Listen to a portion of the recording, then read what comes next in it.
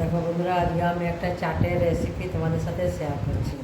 তো আমি প্রথমে পাপড়িগুলোকে একটু ভেঙে নিয়েছি। দেখো এরকম পাপড়ি, তো আমি সেগুলোকে ভেঙে নিয়েছি। তাহলে দেখো আমি কিন্তু এটা ভেজ চাট তৈরি করছি। তাহলে কীভাবে করছি সেটা তোমাদের সাথে দেখাচ্ছি। দেখো ছোলা সেদ্ধ দিচ্ছি, কিন্তু বিনা আলু, মানে এটা সুগারের পেশেন্টরাও খেতে পারবে না, একদম বিনা আলু বিনা চিনি সব কিছু।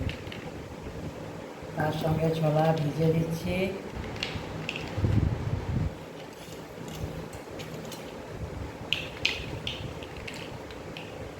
তার সঙ্গে দিয়ে দিচ্ছি বাদাম ভাজা।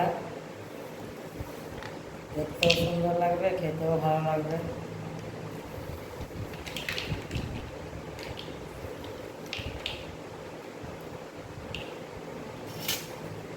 এবার দিয়ে দেবো শসা কুচি।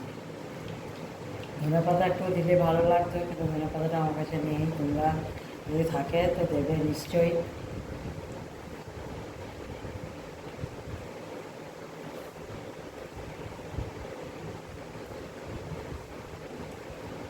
আর দিয়ে দিচ্ছি লঙ্কা কুচি।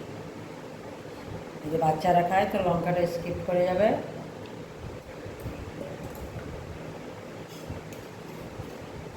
এবারে দিয়ে দিচ্ছি বিট লবণ।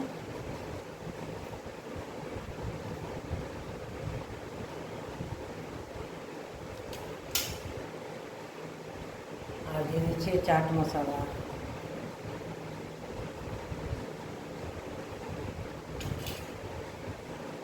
এবারে দেবো 2 চামচ করে টক দই।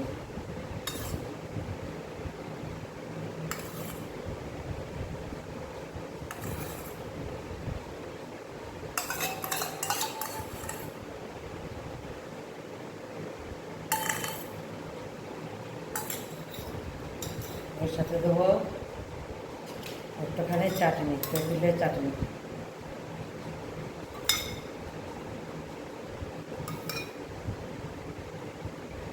এটা কিন্তু নুন মিষ্টি দিয়ে করা আছে, একটু মিষ্টি দেওয়া আছে হালকা। উপর থেকে ঝুড়ি ভাজা ছড়িয়ে দেবো।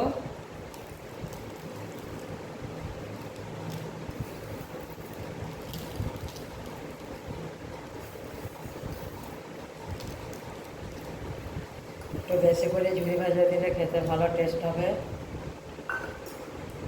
আর দেখতে সুন্দর হওয়ার জন্য একটুকু বেদানার বীজ ছড়িয়ে দেবো। যদি থাকে তো দেবে, আর না থাকে তো কোনো অসুবিধা নেই।